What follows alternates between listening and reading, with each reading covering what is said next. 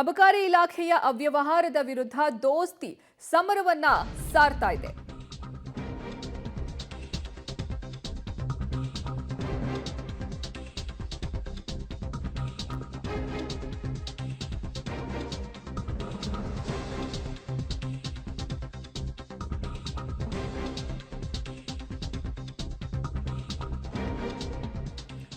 ಸದ್ಯ ಪೋಸ್ಟರ್ ಅನ್ನ ಹಿಡಿದು ಸದನದ ಬಾವಿಗೆ ಇಳಿದು ಧರಣಿಯನ್ನ ನಡೆಸ್ತಾ ಇದೆ ಬಿಜೆಪಿ ಹಾಗೂ ಜೆಡಿಎಸ್ ಟೀಮ್. ಸಚಿವ ಆರ್.ಬಿ. ತಿಮ್ಮಾಪುರ ರಾಜೀನಾಮೆಗೆ ಆಗ್ರಹಿಸಿ ಅಹೋರಾತ್ರಿ ಧರಣಿಯನ್ನ ಕೂತಿರೋದು. ಅಹೋರಾತ್ರಿ ಧರಣಿ ನಡೆಸೋಕೆ ಬಿಜೆಪಿ ಹಾಗೂ ಜೆಡಿಎಸ್ ನಿರ್ಧಾರವನ್ನ ಮಾಡಿದ್ದಾರೆ. ಹೀಗಾಗಿ ಸದನ ಮುಂದೂಡಿದ್ರೂ ಸಹ ಹೊರಬರದೆ ಒಳಗೆ ಉಳ್ಕೊಂಡಿದ್ದಾರೆ ಸದಸ್ಯರು. ಪೋಸ್ಟರ್ ಅನ್ನ ಹಿಡಿದು ಸದನದ ಬಾವಿಯಲ್ಲಿ ಪ್ರತಿಪಕ್ಷದವರಿಂದ ಧರಣಿಯನ್ನ ನಡೆಸಲಾಗ್ತಾ ಇದೆ.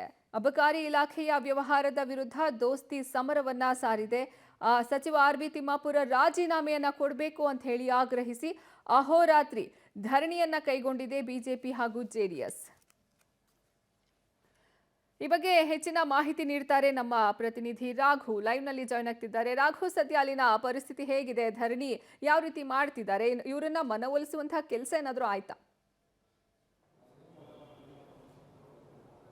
ಅರ್ಪಿತಾ, ಸದ್ಯ ಈಗಾಗಲೇ ವಿಧಾನಸೌಧದ ಮೊಗಸಾಲೆಯಲ್ಲಿ ಧರಣಿ ಆರಂಭ ಆಗಿರುವಂಥದ್ದು. ಅಬಕಾರಿ ಇಲಾಖೆಯಲ್ಲಿ ಬ್ರಹ್ಮಾಂಡ ಭ್ರಷ್ಟಾಚಾರ ನಡೆದಿದೆ ಅನ್ನುವಂಥ ಆರೋಪಕ್ಕೆ ಸಂಬಂಧಪಟ್ಟಂತೆ ಸಚಿವ ಆರ್.ವಿ. ತಿಮ್ಮಾಪುರ ವಿರುದ್ಧವಾಗಿ ಈಗಾಗಲೇ ದೋಸ್ತಿ ನಾಯಕರು ಒಟ್ಟಾಗಿ ಹೋರಾಟಕ್ಕೆ ಅಹೋರಾತ್ರಿ ಧರಣಿಗೆ ಮುಂದಾಗಿರುವಂಥದ್ದು.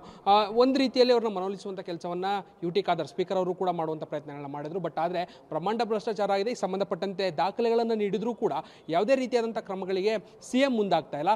ಖುದ್ದಾಗಿ ಸಿಎಂ ಇವರ ವಿರುದ್ಧ ಕ್ರಮಗಳನ್ನು ಕೈಗೊಳ್ಳಬೇಕು, ಅದೇ ರೀತಿಯಲ್ಲಿ ಇವರಿಂದ ರಾಜೀನಾಮೆಯನ್ನು ಪಡಿಬೇಕು ಅನ್ನುವಂಥದ್ದು ಈ ದೋಸ್ತಿ ನಾಯಕರು ಏನಿದ್ದಾರೆ ಇವರ ಆ ಧರಣಿಯ ಮುಖ್ಯ ಉದ್ದೇಶ ಆಗಿರುವಂಥದ್ದು. ಸೊ ಈ ನಿಟ್ಟಿನಲ್ಲಿ ಧರಣಿ ಆರಂಭ ಆಗಿದೆ.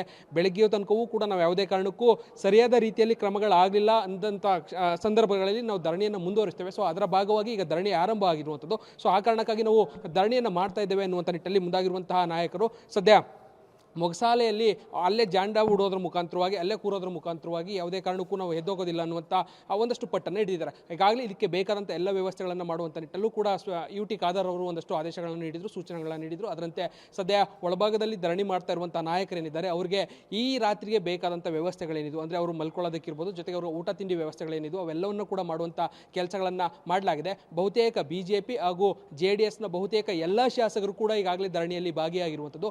ನಾಳೆ ಇದಕ್ಕೆ ಸಂಬಂಧಪಟ್ಟಂತೆ ಸರಿಯಾದ ರೀತಿಯಲ್ಲಿ ಸರ್ಕಾರ ಅಥವಾ ಸಿಎಂ ಏನಿದ್ದಾರೆ ಉತ್ತರಗಳನ್ನು ಕೊಟ್ಟು ಅವರ ವಿರುದ್ಧ ಕ್ರಮಗಳನ್ನು ಕೈಗೊಳ್ಳುವಂತ ಕೆಲಸಗಳನ್ನು ಮಾಡಲಿಲ್ಲ ಅಂತ ಹೇಳಿದ್ರೆ ಮುಂದಿನ ಹಂತದ ಹೋರಾಟಕ್ಕೂ ಕೂಡ ನಾವು ಸಜ್ಜಾಗ್ತೇವೆ, ಅದಕ್ಕೂ ಬೇಕಾದಂತಹ ತಯಾರಿಗಳನ್ನು ಮಾಡ್ಕೊಳ್ತೇವೆ ಎನ್ನುವಂತ ಒಂದಷ್ಟು ಎಚ್ಚರಿಕೆಯನ್ನು ಕೂಡ ಕೊಡ್ತಾ ಇದ್ದಾರೆ. ಸದ್ಯ ಧರಣಿ ಆರಂಭ ಆಗಿದೆ. ಅರ್ಪಿತಾ, ಧನ್ಯವಾದ ರಾಘು ನಿಮ್ಮೆಲ್ಲ ಮಾಹಿತಿಗಾಗಿ.